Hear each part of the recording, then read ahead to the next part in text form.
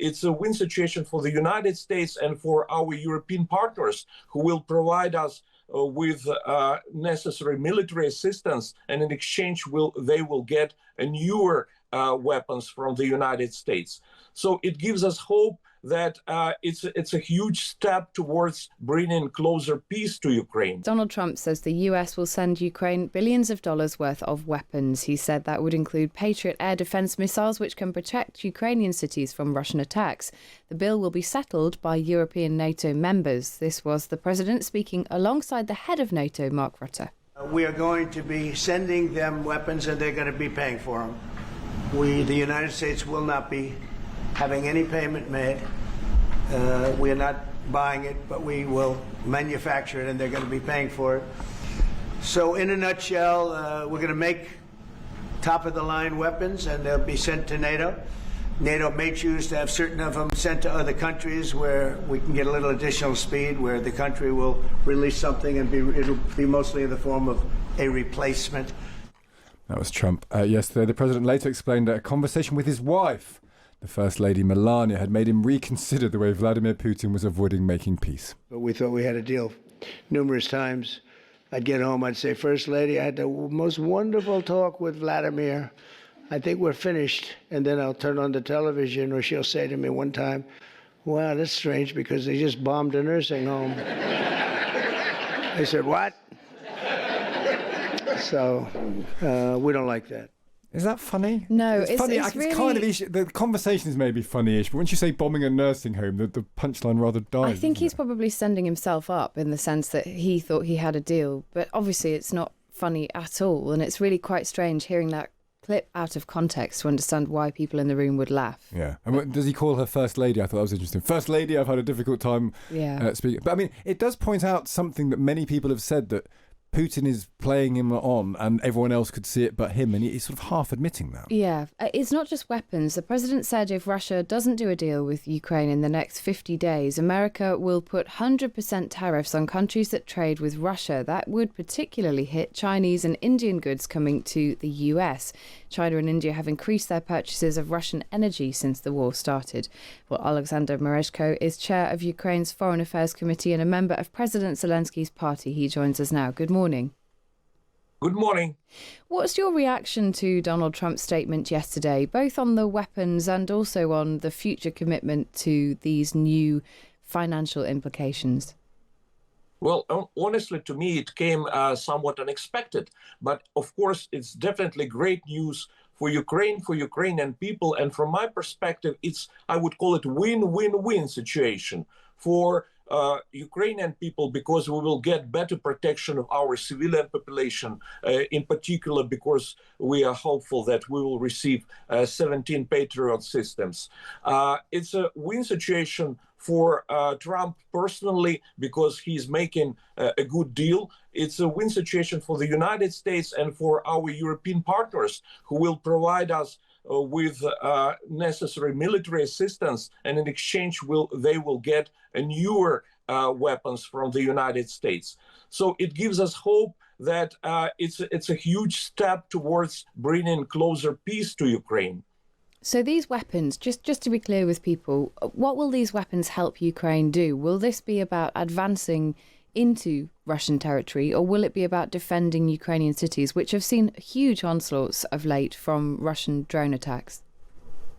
I understand that we'll be receiving not only defensive kind of weapons like Patriot systems, because we need these systems for air defense to protect Kyiv and other cities, but hopefully we will also get offensive weaponry like long-range missiles, and which will allow us to be more effective on the battlefield, and which will make Putin finally to sit at the negotiation table and to negotiate in earnest.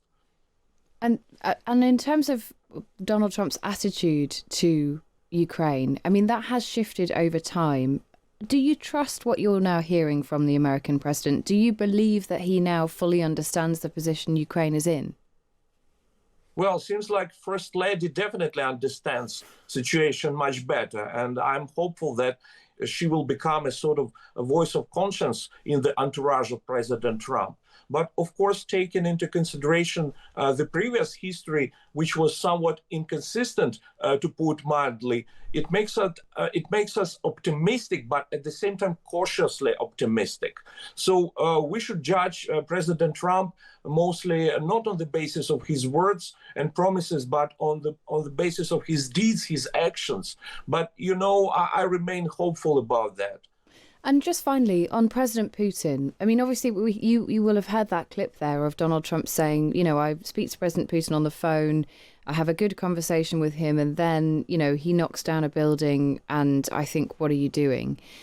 What do you think Putin's motivation is here? Do you think he really wants a ceasefire? Is there any circumstance, even faced with these financial restrictions that Trump is talking about, where you could see Putin agreeing to a ceasefire and a deal to go forward?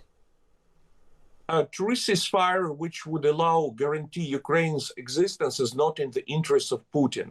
And I hope that President Trump at least starting to understand this basic fact. Because Putin, he will never agree to such ceasefire which allows us to survive. His final goal is destruction of Ukraine, elimination us from the political map of the world. And he will never stop in materializing this goal.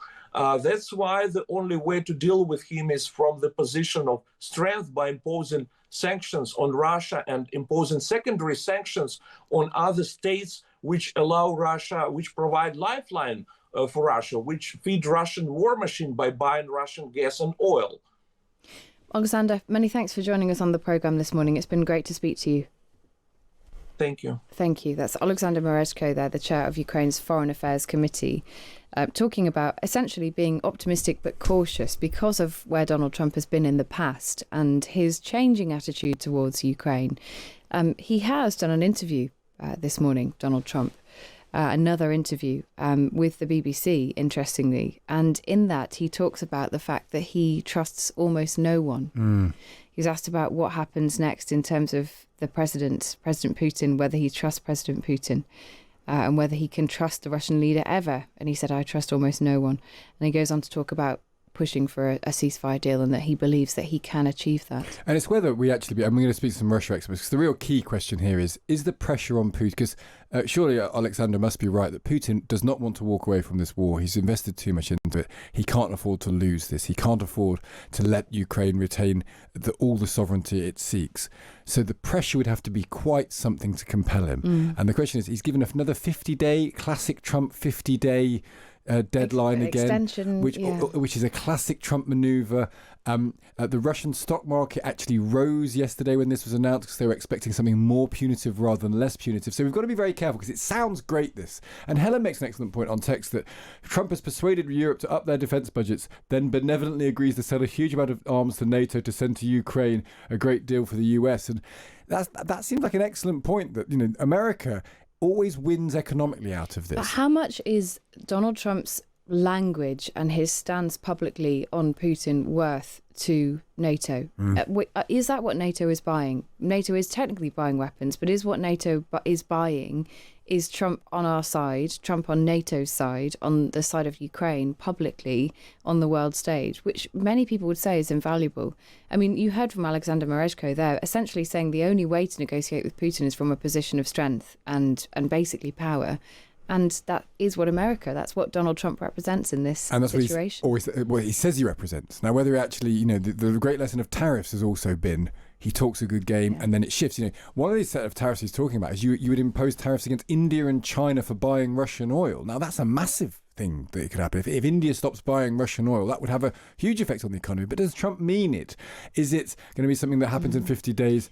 Or not. Remember, it is worth saying that there would be knock-on implications of this decision on Donald Trump's part in that India does buy Russian oil, but India buys and then refines Russian oil and then sells that on to European nations. Yeah. That is something that is happening right now. And we've spoken to, Indian politicians about this on this programme, and they say, well, look, if you guys stop buying it, then we'll stop selling it. So there's a whole economic system on the go here behind the scenes. And whether you believe Trump fully understands that, we have to try and assess the likelihood of this achieving something. That's because it sounds good, but we will talk to experts to see whether it will actually likely do that.